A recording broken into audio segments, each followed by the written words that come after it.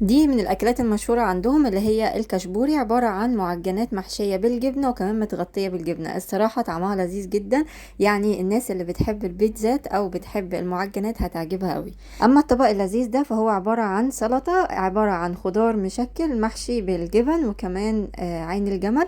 الصراحة جميل قوي. اما ده بقى فعبارة عن شيش طاووق معمول بالباربيكيو صوص، برضو طعمه حلو قوي وهيعجبكم.